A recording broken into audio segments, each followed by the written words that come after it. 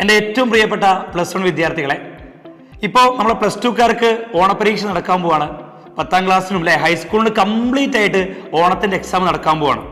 അപ്പം നിങ്ങളിപ്പം കംപ്ലീറ്റ്ലി ഒരു ഫ്രീ മൈൻഡ് ആയിരിക്കും, ഒരു ടെൻഷനില്ല, ഒരു പ്രശ്നമില്ല അങ്ങനെ മുന്നോട്ട് പോയിക്കൊണ്ടിരിക്കുകയായിരിക്കും. പക്ഷേ നിങ്ങളെ കാത്തിരിക്കുന്നത് വലിയൊരു ചതിയാണെന്ന് സാർ ഇപ്പോൾ ഇവിടുന്ന് പറയാണ്. എന്താ അങ്ങനെ പറയാനുള്ള കാരണം?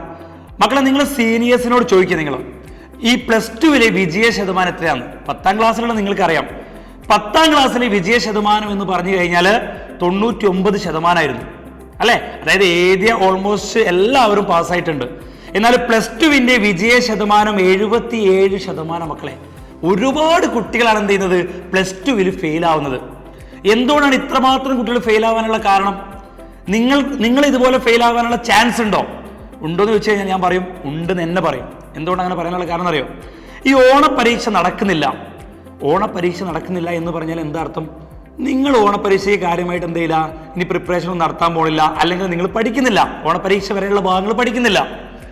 ഓണപരീക്ഷ നടന്നിരുന്നെങ്കിൽ നിങ്ങൾ പഠിക്കേന്, ഇല്ലെങ്കിൽ നിങ്ങൾ പഠിക്കൂല അല്ലേ? നിങ്ങളുടെ സ്ഥാനത്ത് ഞാനാണെങ്കിൽ ചിലപ്പോൾ എന്ത് ചെയ്യില്ലായിരുന്നു, പഠിക്കൂലായിരുന്നു. സ്വാഭാവികമാണ് അല്ലേ? പക്ഷെ അങ്ങനെ പഠിച്ചിട്ടില്ലെങ്കിൽ എന്തെങ്കിലും പ്രശ്നമുണ്ടോ? ഉണ്ട്. നമ്മൾ പിന്നെ എപ്പോഴാണ് പഠിക്കുക? ഹാഫ് ഇയർലിന്റെ ടൈമിലാണ് പഠിക്കുക.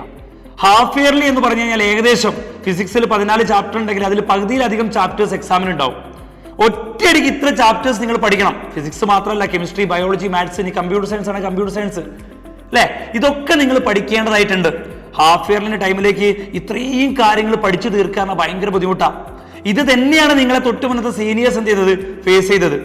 അവർക്ക് അത്രമാത്രം കാര്യങ്ങൾ പഠിച്ചു തീർക്കാൻ പറ്റിയില്ല. ഏകദേശം ഹാഫ് ഇയർലി ടൈമായി. അവരെന്ത് ചെയ്തു, മാക്സിമം ട്രൈ ചെയ്തു. ഡിസംബർ ഒക്കെ ആയല്ലോ, മാർച്ച് മാസം മെയിൻ എക്സാമാ. അവരെ മാക്സിമം അവർ ട്രൈ ചെയ്തിട്ടുണ്ടാവും. പക്ഷെ അവർക്ക് വലിയൊരു അച്ചീവ്മെന്റിലേക്ക് എത്താൻ പറ്റിയിട്ടുണ്ടാവില്ല. +1 മാർക്ക് കുറഞ്ഞിട്ടുണ്ടാവും. സ്വാഭാവികമായിട്ട് അവർ +2ലേക്ക് എത്തുന്ന സമയത്ത് +1 കൂടി ഇപ്പൊ ഇംപ്രൂവ്മെന്റ് ചെയ്യേണ്ട ആവശ്യമായിട്ട് വരികയാണ്. +1 ഇംപ്രൂവ്മെന്റ് ചെയ്യണം. അതുപോലെ +2വിന്റെ നമ്മളെ ലാബായിട്ട് ബന്ധപ്പെട്ട കാര്യങ്ങളൊക്കെ പഠിക്കണം. +2 എക്സാമിന്റെ കാര്യങ്ങൾ പഠിക്കണം. ഓണത്തിന്റെ എക്സാമിന് സ്പെഷ്യലായിട്ട് പഠിക്കണം. ഇതെല്ലാം കൂടി അവർക്ക് വലിയൊരു ലോഡായിട്ട് വന്നിരിക്കുകയാണ് അല്ലെ? അപ്പൊ സ്വാഭാവികമായിട്ട് അവരെ +2വിനെ അത് നല്ല രീതിയിൽ ബാധിക്കും. +1നെ ഓൾറെഡി ബാധിച്ചു കഴിഞ്ഞിട്ടുണ്ട്. അപ്പൊ +2വിന്റെ വിജയ ശതമാനം കുറയും. ഇത് തന്നെയാണ് ഇനി നിങ്ങളെ ഒരു അവസ്ഥയായിട്ട് മാറാൻ പോകുന്നത്. അപ്പൊ ഇതിൽ നിന്ന് നിങ്ങൾ എന്ത് ചെയ്യണം? നിർബന്ധമായിട്ട് മോചിതരായേ പറ്റുള്ളൂ. ഇതിൽ നിന്ന് രക്ഷ വേണ്ടേ? ഇതിൽ നമുക്ക് രക്ഷപ്പെട്ടേ പറ്റുള്ളൂ.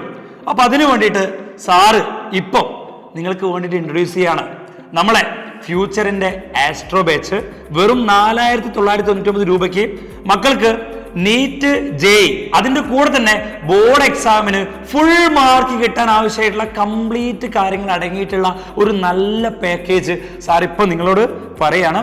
അപ്പൊ നിങ്ങൾക്ക് ഇതുവരെ ആരെങ്കിലും ഒക്കെ ഈ ഒരു ആപ്പ് പർച്ചേസ് ചെയ്തിട്ടില്ലെങ്കിൽ നിർബന്ധമായിട്ട് പർച്ചേസ് ചെയ്യുക. സാർ പറയാനുള്ള കാരണം എന്താ അറിയോ? നിങ്ങൾ ആലോചിച്ച് നോക്ക്, നീറ്റ് JEE +2 ബോർഡ് എക്സാമിന്റെ കംപ്ലീറ്റ് കാര്യങ്ങൾ, അതും ഈ ഒരു പ്രൈസിന് നിങ്ങൾക്ക് ഈ കേരളത്തിലല്ല ഇന്ത്യയിലെ ഏറ്റവും കുറഞ്ഞ ഫീസ് എന്ന് തന്നെ സാർ ഇവിടെ ഉറപ്പിച്ച് പറയാണ് അല്ലേ? നിങ്ങൾ തന്നെ ആലോചിച്ച് നോക്കിയാൽ മതി. നിങ്ങളിപ്പോൾ റെഗുലർ ട്യൂഷന് പോകുന്ന കുട്ടികളാണെന്ന് വിചാരിക്കുക. നിങ്ങളെ സംബന്ധിച്ചിടത്തോളം ഈ ഒരു പൈസ വലിയൊരു പൈസയാണോ? നമ്മൾ 2 ഷർട്ടോ 2 ചുരിദാറോ വാങ്ങുന്ന പൈസ മാത്രമേ ഇതിന് വരുന്നുള്ളൂ അല്ലേ? അതിന് നമുക്ക് നീറ്റ് JEE കംപ്ലീറ്റ് കോച്ചിങ്ങും പ്ലസ് ബോർഡ് എക്സാമിന്റെ കാര്യങ്ങളും കിട്ടുകയാണ്.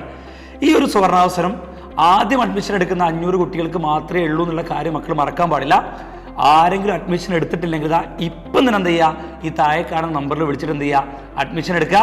നമുക്ക് എന്ത് ചെയ്യാം, ബാച്ചിൽ വെച്ച് കാണാം. ബൈ.